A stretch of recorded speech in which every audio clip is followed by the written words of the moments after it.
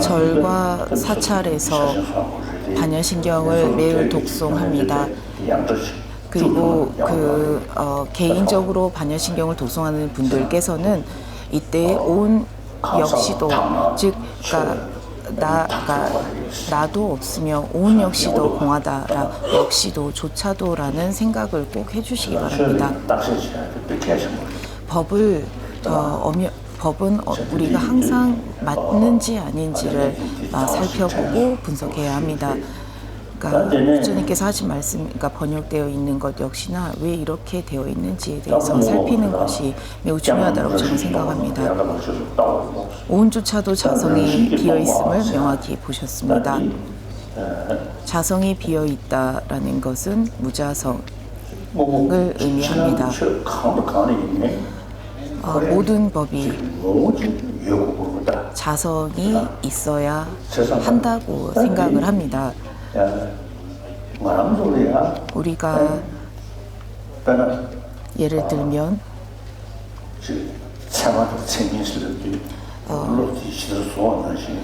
의식이 대상을 인식할 적에 그 의식에 인식한 것과 동일하게 있는 것을 우리가 옳은 그 대상이라 하고, 있는 그대로 내 인식과 대상이 다른 것을 우리는 그러니까 착각이라고 말을 합니다만, 우리의 인식에서 대상이 실제다, 사실이다라고 하는 것은 전부 다 자성에 있다, 실제한다라는 개념 하에 우리는 대상을 맞다, 아니다라고 분별합니다.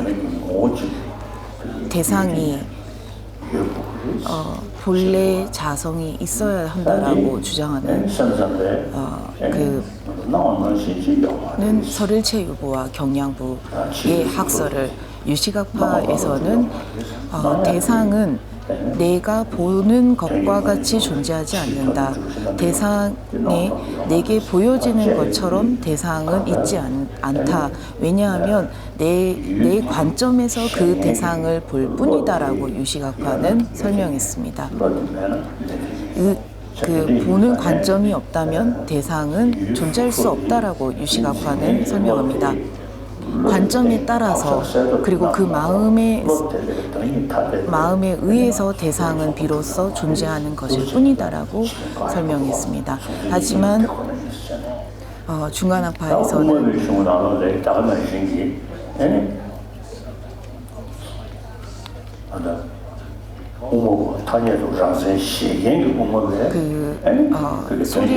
소리와 이름일 뿐이지만은 마음은 자성이 있어야, 있어야 한다라는 주장에 입각하면 바깥 대상에서 존재하는 바도 있고, 그러니까 바깥 대상에서 존재하는 바와 그 마음에서 작용하는 관점, 이 두 가지가 함께 상호 의존하여 존재하는 것일 뿐이다라고 주장하는 자립 중간학파의 주장이 있습니다.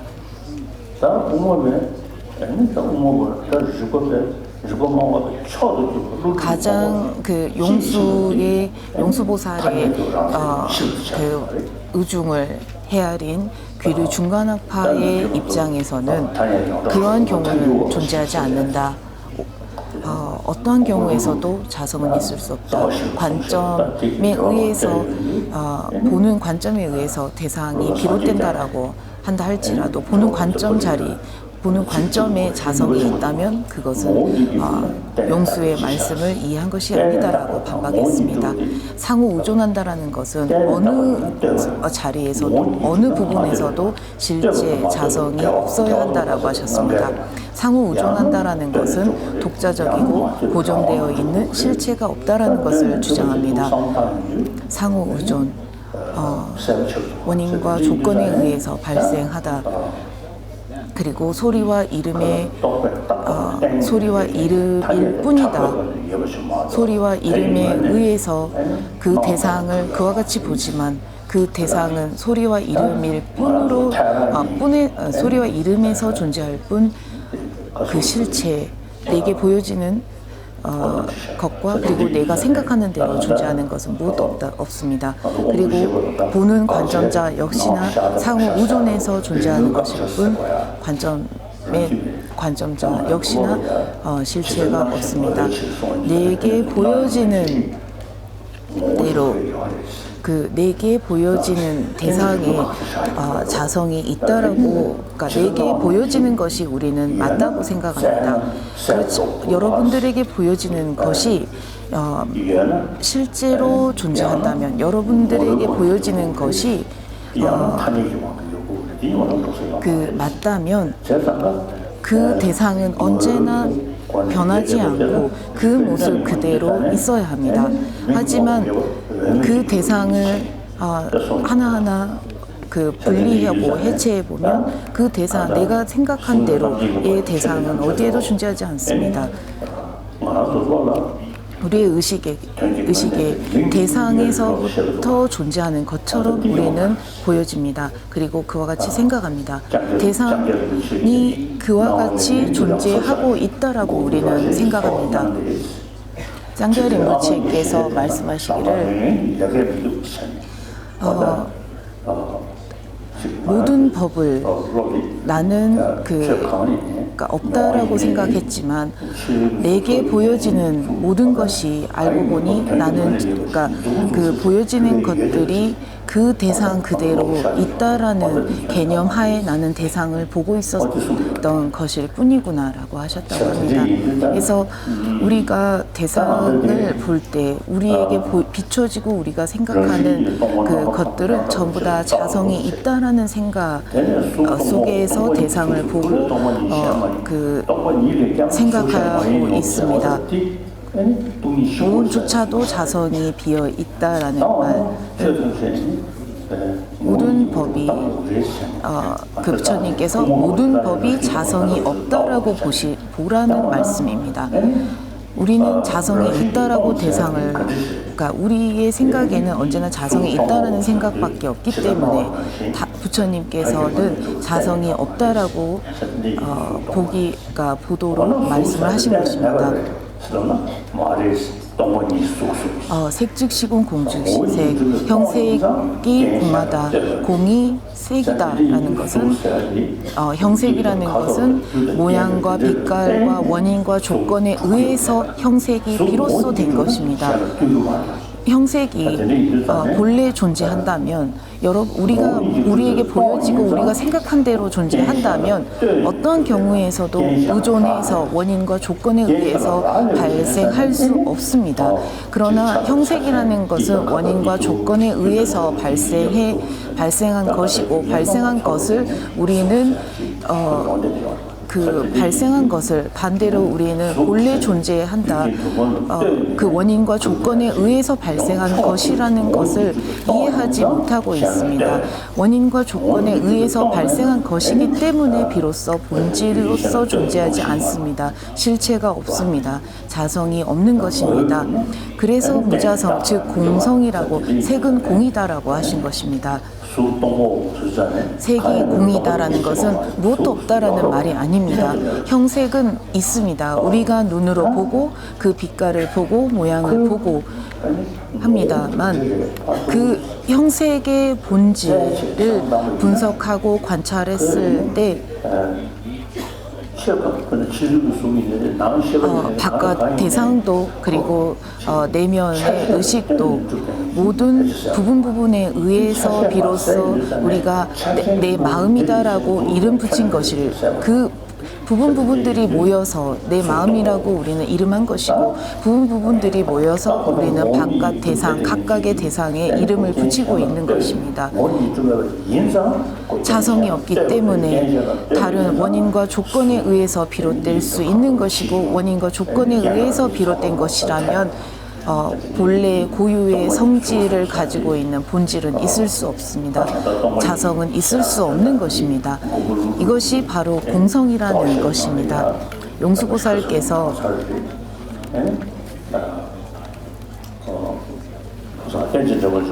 상호 의존에서 발생하는 것을 우리는 공이라 한다. 그리고 공이기 때문에 상호 의존하는 연기이다. 이 상호 의존하는 연기와 공이 바로 중도이다라고 하셨습니다. 공성이라는 것은 없다라는 것이 아닙니다. 절대 없다라는 개념이 아닌 우리에게 보여지는 것처럼 존재하는 무엇도 있지 않다라는 것입니다. 우리에게 보여지고 우리가 생각하는 대로 존재하는 것은 단 하나도 있지 않다.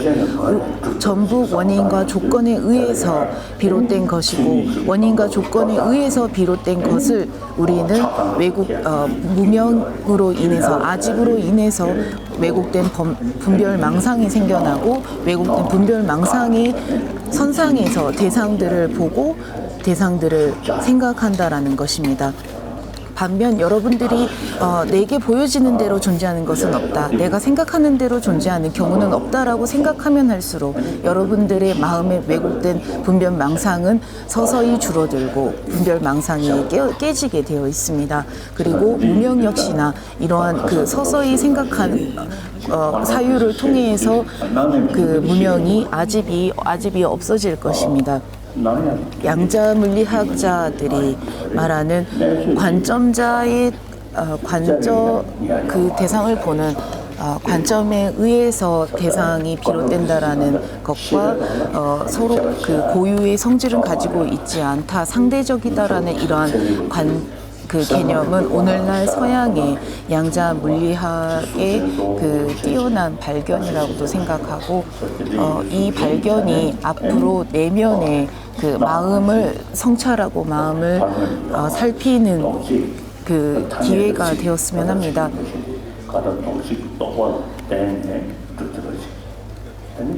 대상을 보고 대상을 생각하는 데 있어서 그 대상을 바라보는 관점에 의해서 우리는 그리고 그 관점자의 그 분별 망상에 따라서 대상을 판단하고 대상을 봅니다.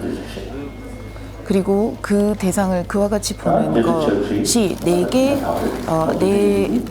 분별 망상에 의해서 비롯되었다라는 것을 우리는 이해하지 못하고 있습니다. 그러므로 이러한 점들을 이해하고 부처님께서 모든 그 법은 그 속죄와 진죄로 귀결된다라고 하셨습니다. 그것은 공과 그 색이 공이고 공이 색이며 색과 공이 다르지 않다라고 하셨습니다. 색과 공이 다르지 않다라는 말씀은 속죄와 진죄는 하나의 본질이라는 것입니다. 현상계에서 우리가 보고 느끼고 사용하고 하는 이러한 모든 현상의 그 세속의 그 현상들은 실제 본질의 그 진리의 측면에서 무엇도 실제 존재하지 않기 때문에 진죄이기도 하다라는 말씀입니다. 속죄가 곧 진죄라는 말씀입니다. 그리고 이 진죄에 대한 말을 설명하면서 진죄를 더욱더 자세하게 분류해서 설명을 하기도 합니다. 이 그 진죄와 속죄가 하나이다라는 말은 형교와 밀교에서 동시에 설명하는 그리고 다르지 않는 그 설명이기도 합니다.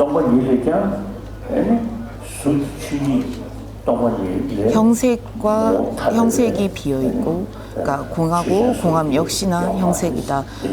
형색이 공과 다르지 않다라는 것은 속죄와 진죄가 하나라는 것을 의미합니다. 그러니까 모든 현상계들이 정작 그 진리, 그 실체를 우리가 분석해 보면 무엇도 존재하는 바가 없다. 우리가 보고 생각하던 대로 존재하는 것은 없다. 오로지 그 상호 의존에서 비롯된 것일 뿐이다라는 공함을 설명합니다.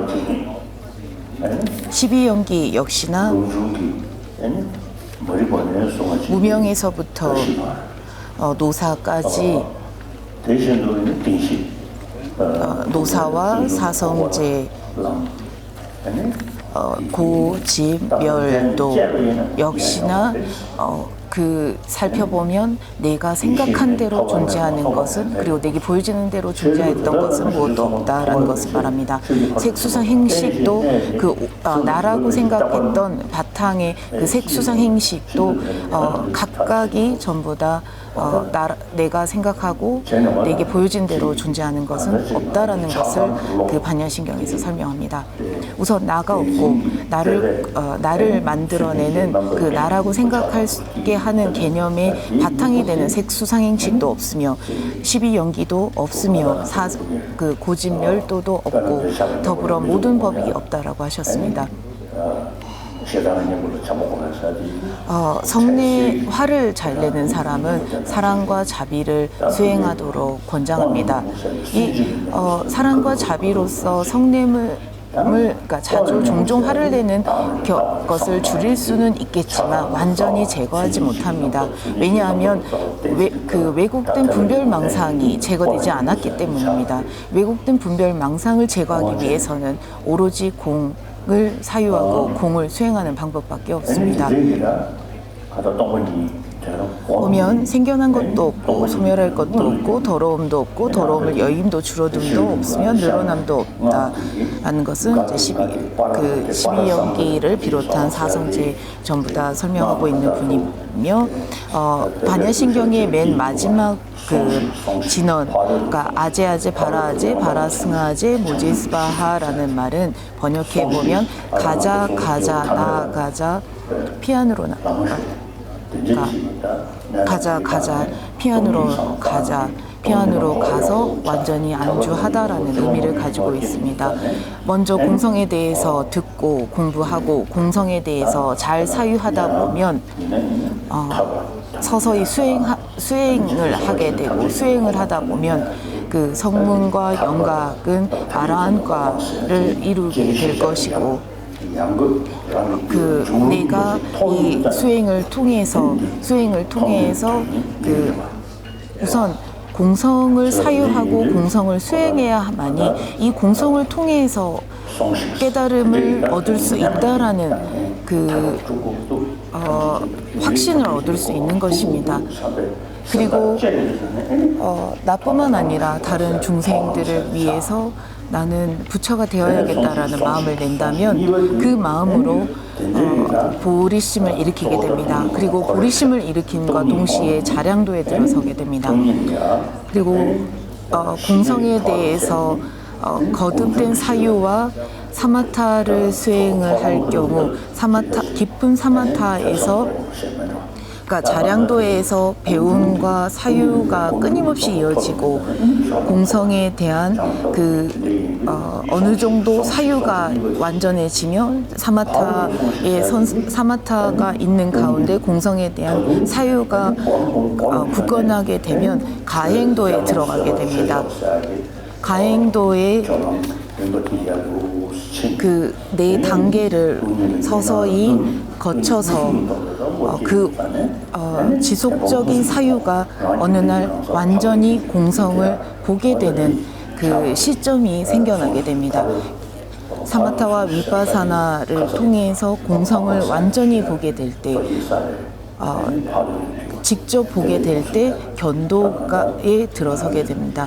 이것이 아제 바라아제, 즉 나아간다 피안으로 나아간다라는 것을 말합니다.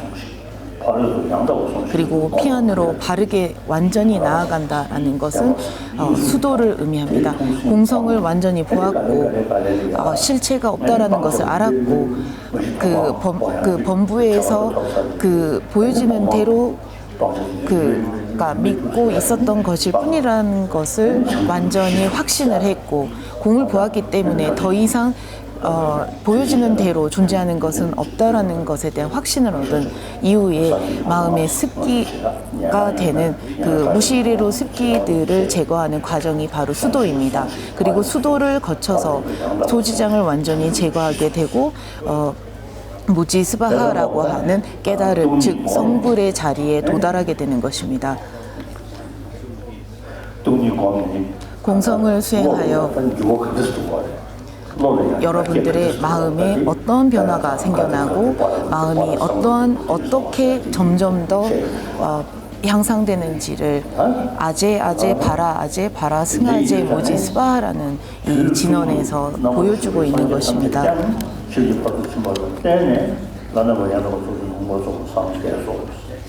무명도 없고 늙고 죽음까지도 없으며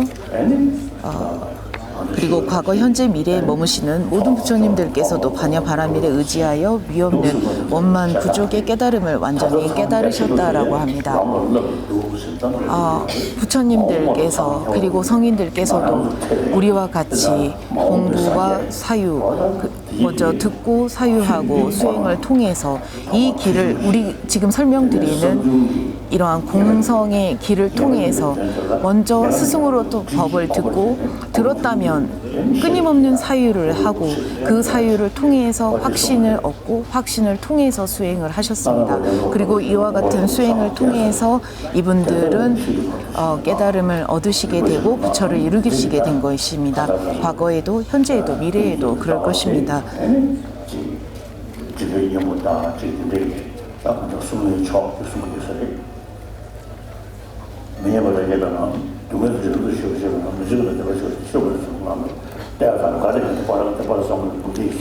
이 진원, 반야 바라밀의 진원, 큰 밝은 명료한 진원, 위없는 진원, 비할 데 없는 진원, 온갖 괴로움을 완전히 멸하는 진원의 거짓됨이 없으므로 진리임을 알아야 하느니라.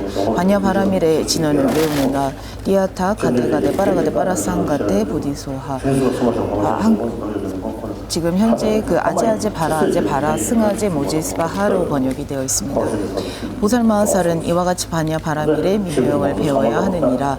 그때 부처님께서 미묘현년 법수 삼매로부터 일어나셔서 성관자지 보살마하살에게 옳도다라고 칭찬하시고 옳도다 선남자여 그래 그와 같다라고 하셨습니다. 그 반야신경을 독송할 때 티베트에서는 그 장애를 물리치는 그 의식에서도 반야신경을 독송하곤 합니다. 반야신경, 그러니 반야 바라밀의 핵심이라는 것은 그 외부의 장애를 물리치는 것이 아니라 내면의 독과도 같은 아직 실제 존재한다라고 하는 우리의 착각들을 제거하는 제거할 수 있는 가장 효과적인 가르침입니다. 그 다음 수행의 핵심이 되는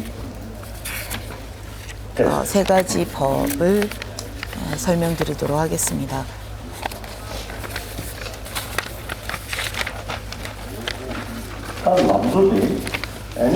수행의 핵심이 되는 세 가지의 법은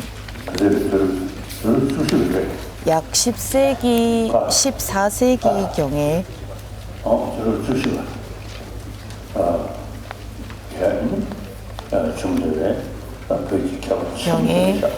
티베트에 계셨던 매우 뛰어난 수행자 렌다와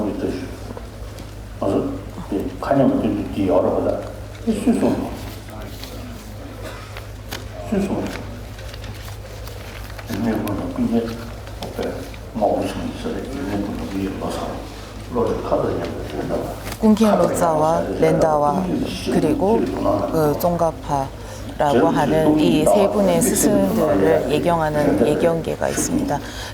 렌다와라는 분께서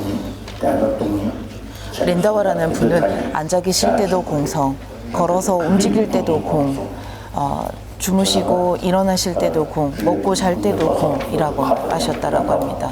그분은 언제나 공에 대한 사유와 수행을 멈추지 않으셨다라고 합니다. 언제나 내게 보여지는 것은 거짓일 뿐이다라고 하셨습니다. 마치 허공과 같다. 공은 어느 것에도 걸림이 없는 허공과 같다라고 하셨던 분입니다. 이 렌다와와 쫑가파라는 분으로 인해서 티베트는 언제나 불법이 이어지게 될 것이다라고 예찬문이 있습니다. 이 렌다와와 쫑가파는 스승과 제자였습니다. 언제나 공만을 사유하셨던 렌다와를 스승으로 쫑가파는 공부를 하셨습니다. 쫑가파께서 그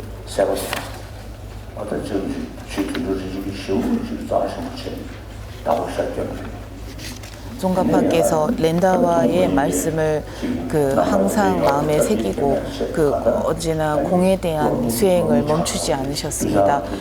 더불어 이 공에 대한 수행을 할 수 있는 기관과 수행처들을 만드시는 것에도 세우시는 것에도 게으르지 않으셨습니다.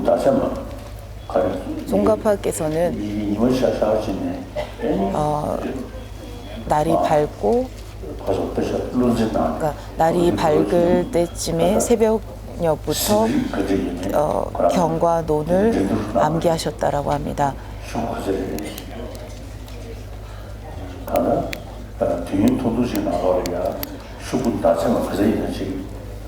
심지어 쫑가파께서는 다른 분들과 당시에 누가 더 많이 암기할 수 있는지를 내기를 하셨다라고 합니다. 그리고 매우 짧은 시간에 어마어마한 양을 암기하실 수 있었던 매우 총명하신 분이셨다라고 합니다. 7살에 출가하시고 암도에서 티베트 중앙에 해당하는 하사로 오셔서 공부를 하셨습니다. 그리고 공부를 하시면서 어느 날 어렸을 때부터 문수보살을 직접 뵐 수 있었던 분이라는 이야기가 있고, 그리고 공부를 하시면서 문수보살을 직접 배웠다라고 합니다. 라마 우마빠라고 불리는 쫑가파의 또 다른 스승도 문수보살을 매일 자주 뵈셨던 분이라고 합니다. 그리고 라마 우마빠께 나타나셨던 쫑가파께서는 검은 얼굴의 모습을 하고 있던 문수보살이셨다고 합니다. 그와 같이 쫑가파께도 문수보살께서 직접 나타나시고 문수보살을 종종 친견하고 뵙고는 궁금한 의문점과 그리고 공부를 하실 적에 의문이 나는 부분들을 많이 여쭈었다라고 합니다. 쫑가파께서 공성에 대해서 문수보살께 이렇게 공에 대해서 물음을 던졌고 문수보살께서는 답을 하셨다고 합니다. 하지만 쫑가파께서 문수보살께서 지금 하시는 말씀을 제가 이해가 안 됩니다. 제가 이해가 되지 않습니다라고 이렇게 말씀을 드렸다고 합니다. 그러자 문수보살께서 지금은 이해하지 못하겠지만 계속 경전을 갖고 공부를 하면서 복과 지혜를 쌓는다면, 그리고 참회와 복을 계속 끊임없이 짓는다면 어느 날 훗날 공성을 완전히 깨닫게 되는 날이 있을 것이다라고 예언하셨답니다. 그래서 경전을 토대로 끊임없는 공부와 수행을 하셨고, 그와 동시에 참회와 복을 지으셨습니다. 그리고 중년에는 깊은 산으로 들어가서 몇몇의 제자들을 데리고 깊은 산으로 들어가서 무문관 수행에 전념하셨다고 합니다.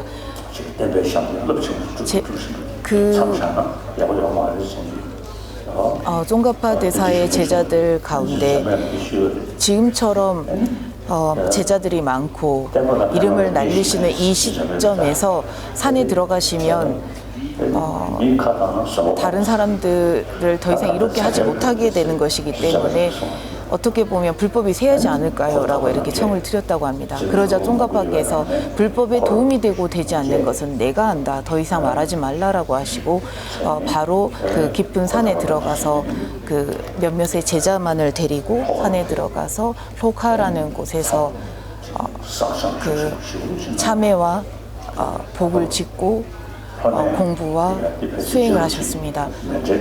참회를 그 만달라 공양을 얼마나 올리셨는가 하면 만달라 공양을 올리는 그 돌이 그러니까 마모되고 종가파 대사의 팔에서 그 피와 그러니까 그 살이 전부 다 그러니까 깎일 정도로 공양을 많이 올리시고 더불어 절을 비롯한 참회를 하셨다고 합니다.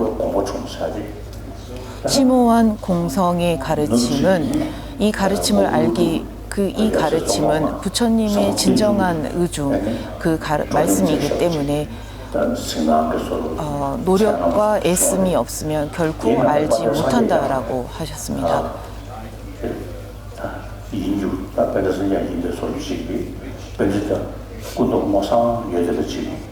그리고 어느 날 그와 같은 공부와 수행을 하시던 어느 날 부다 빨리따라고 하는 한문으로는 불호논사라고 합니다.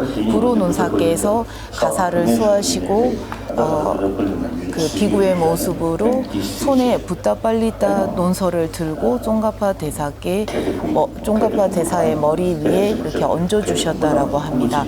그리고 그날 그 꿈을 꾸신 다음 날 그 부다 빨리따의 18장 즉 중론을 해석해 놓은 18장의 한 구절을 해석해 놓은 그 주석을 보시면서 모든 것이 전부 다 공을 뿐이다라는 것을 완전히 이해하시고 공을 직접 보시게 되었다라고 합니다. 공성을 완전히 깨닫게 되셨습니다. 종가파께서는 그냥 쉽게 공성을 아신 것이 아닙니다. 엄청난 시간과 공과 노력을 하셨습니다.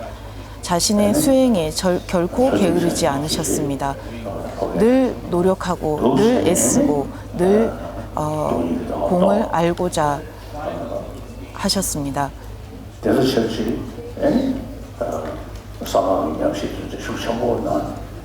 더불어 금강승에 대한 수행에도 관심을 가지시고 금강승의 수행 역시나 맞는지 아닌지 점검하기 위해서 직접 수행해보고 직접 실천에 옮기셨다고 합니다. 기혈정이라고 하는 이 세 가지를 통한 그 금강승의 수행을 직접 실천해보고 여러 금강승의 그 경에 대한 주석들도 집필하셨습니다. 종가파가 어떠한 분이셨는지는 종가파 대사께서 집필하신 18권의 저서를 통해서 여러분들이 아실 수 있을 것입니다. 부뚠 림부체라고 하는 그 티베트의 학자가 계셨습니다.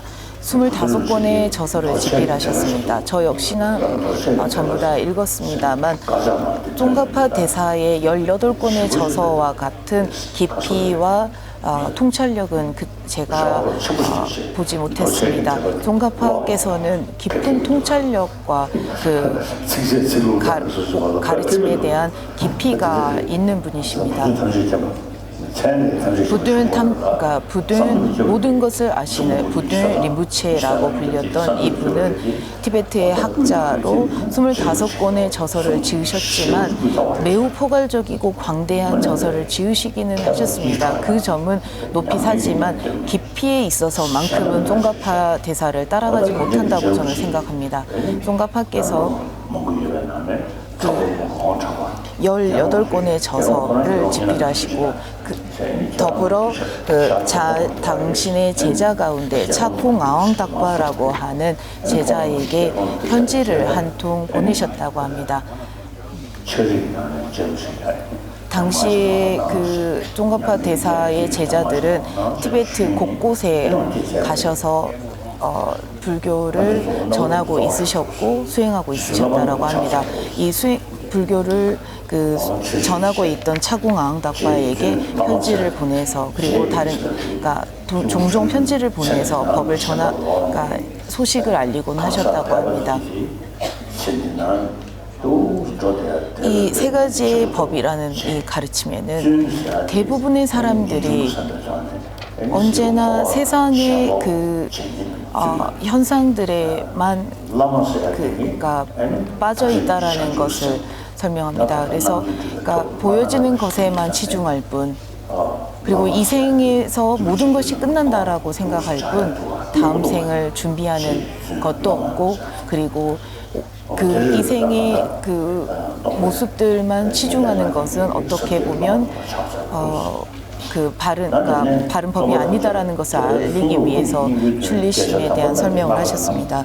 존귀한 스승들께 귀합니다. 해탈을 구하는 이들이 불법의 핵심이자 보살들께서 찬탄하신 수행의 길로 제대로 접어들 수 있도록 제가 최선을 다해 설명하겠습니다. 이 그 세 가지의 법은 짧은 그 글귀에 많은 그 함축적인 의미들을 담고 있습니다.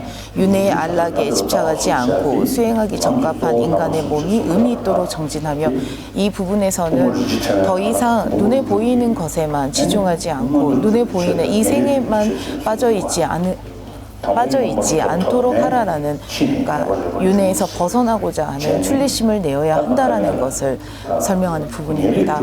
윤회의 향락을 더 이상 탐닉하지 않고 벗어날 수 있는 그 벗어나고자 하는 마음을 내어야 한다라고 합니다. 인간으로 태어나지 않으면 공성에 대한 생각을 할 수 없습니다. 왜냐하면 인간이야말로 보다 더 깊은 사유를 할 수 있는 생명체이기도 합니다. 그래서 끊임없이 수행을 하고자 하는 이들은 다음 생에도 그 다음 생에도 인간의 몸을 얻도록 간절히 바라는 것입니다. 인간으로 일단 태어나야만이 공성에 대해서 생각하고 수행을 할 수 있기 때문입니다. 그래서 인간으로 태어날 수 있기 위해서 이 생만을 탐닉한다면 다음 생에 인간으로 더 이상 태어날 수 없다라는 것도 지적하는 부분입니다. 부처님께서 기뻐하시는 수행에 의지하는 인연 있는 이들은 간절한 마음으로 들으십시오. 절실한 출리심이 없다면 윤회의 바다에서 안락을 기대하는 마음을 제거할 방법이 없으며, 중생들은 윤회를 연연하는 것으로 인해 여전히 속박당하니 우선 출리심이 생기도록 노력해야 합니다. 무상, 고, 공, 무아라는 이 고제를 부처님께서는 먼저 알라고 하셨습니다. 고제를 알라는 것은 윤회가 고통, 즉 괴로움이라는 것을 알라는 말씀이셨습니다. 모든 현상은 무상한 것일 뿐, 고일 뿐, 그러니까 고이자 공이며 무아이다라는 것을 알라고 하셨습니다. 이 인간의 육신은 태어나서부터 끊임없이 그러니까 끊임없이 소멸하고 있습니다. 그리고 나이가 들어 죽음을 맞이하면 완전히 소멸하게 됩니다. 적합한 인간의 몸이라는 것에 불교에서는 가만과 유가라고 설명합니다. 8가지의 가만과 10가지의 유가를 얻을 수 있도록 하라라고 합니다. 수행하기 적합한 인간의 몸은 원인에 있어서도 얻기 어렵고 본질에서도 얻기 어렵고 70억의 인류가 현재 이 지구상에 함께 살아가고 있습니다. 이 70억의 인류 가운데서도 수행에 적합한 모든 환경을 갖춘 이가 되기는 더더욱 어렵습니다. 언제나 수행할 수 있는 적합한 환경을 갖추고 몸을 가진 이가 될 수 있도록 하는 것과, 그리고 인간의 몸으로 태어나서 수행에 적합한 환경마저도 얻었지만 언제 어느 날 우리는 죽을지 보장할 수 없습니다. 모든 것을 얻었다 할지라도 그 다음날 죽을 수 있고 며칠 뒤에 죽을 수 있습니다. 죽음은 누구도 피할 수 없습니다. 반드시 죽게 될 것입니다. 그리고 언제 어느 날 죽을지도 우리는 모릅니다. 그리고 죽음이 닥쳤을 때 그간 일생 동안 내가 이렇게 냈던 부귀 영화는 어느 그 죽음 앞에서 단 한치의 도움도 되지 않습니다. 다만 내가 살아생전에 지었던 선한 업만이 나의 죽음을 좀 더 나의 죽음의 공포를 조금 덜어줄 뿐입니다. 그 외에 나와 인연 있는 이들, 내가 쌓아올린 명성, 이름, 업적 무엇도 도움되지 않습니다. 우리는 태어나서 반드시 죽게 되고 언제 죽을지 모르고 죽음이 닥쳤을 때 내가 그간 지었던 선언만이 나의 죽음의 공포에 도움이 될 뿐 부귀, 영화, 명성, 이름, 업적 무엇도 내 죽음 앞에서 도움이 되지 않습니다. 그래서 항상 죽음의 무상을 수행자는 생각해야 합니다. 중생들은 안락을 기대하는 마음을 제거할 방법이 없으며 중생들은 윤회를 연연하는 것으로 인해 여전히 속박당하니 우선 출리심이 생기도록 해야 합니다. 수행에 적합한 환경은 얻기 어렵고 수명은 예측하기 어려우니 마음을 길들여 이생을 연연하는 마음을 없애고 속일 수 없는 억가와 윤회의 고통들을 반복해서 생각한다면 내생을 연연하는 마음도 없어질 것입니다. 마음을 닦아서 윤회의 부귀영화를 바라는 마음이 한순간도 일어나지 않고 항상 밤낮으로 해탈을 구하는 마음이 생겨날 때 출리심이 생겨난 것입니다. 윤회에서 벗어나고자 하는 출리심을 출리심이 수행의 핵심의 첫 번째 법이라고 하셨습니다. 출리심이 있더라도 청정한 발심이 없다면 이 없는 깨달음의 완전한 안락의 원인이 될 수 없으므로 지혜로운 이들은 보리심을 일으켜야 합니다. 거친 생로병사의 강줄기 물살에 휩쓸리고 벗어나기 어려운 업의 족쇄에 단단히 묶이며 나라는 생각의 덫에 사로잡혀 캄캄한 무명의 어둠이 모든 것을 은폐합니다. 출리심이 출리심을 수행하는 법에 대해서 수행에 적합한 인간의 몸을 얻기 어렵고 조건을 전부 다 갖추기 어려울 뿐만 아니라 죽음이 언제 어느 순간 닥칠지 모른다라는 것을 통해서 출리심을 수행하라고 하셨습니다. 그 다음 보리심을 닦아야 한다라고 하셨습니다. 생로병사의 물살에 휩쓸리는 그리고 업의 족쇄에 묶여 있고 나라는 생각의 덫에 사로잡힌 무명이 우리의 시야를 전부 다 가리고 있습니다. 꿈속에서조차 우리는 나라는 생각을 놓지 않습니다. 그 나라는 생각을 놓지 않기 때문에 보고 생각하는 모든 현상이 전부 다 내가 보는 것처럼 있다고 생각합니다. 내가 생각한 대로 있다고 생각합니다. 그래서 우리는 분노하고 애착합니다.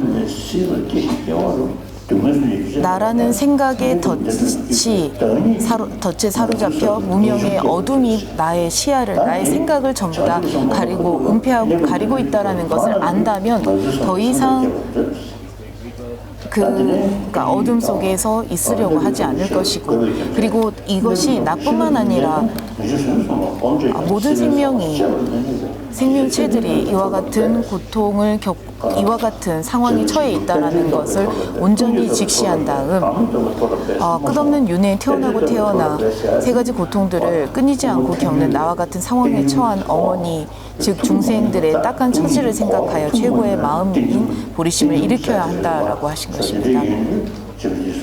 송가파께서는 세상에 이치를 깨달은 지혜가 없다면 출리심과 보리심에 길들여졌더라도 윤회의 뿌리를 끊을 수 없으므로 연기법을 깨닫기 위한 방법을 닦아야 한다라고 하셨습니다. 출리심을 수행하고 보리심을 일으키며 출리심을 내고 난 이후 보리심을 일으키고 보리심까지 일으켰다면 세상의 이치를 깨달은 지혜 즉 공성을 알지 못한다면 윤회의 뿌리를 끊을 수 없기 때문에 이제부터는 연기법을 알도록 그리고 공성을 깨닫도록 해야 한다라고 하셨습니다.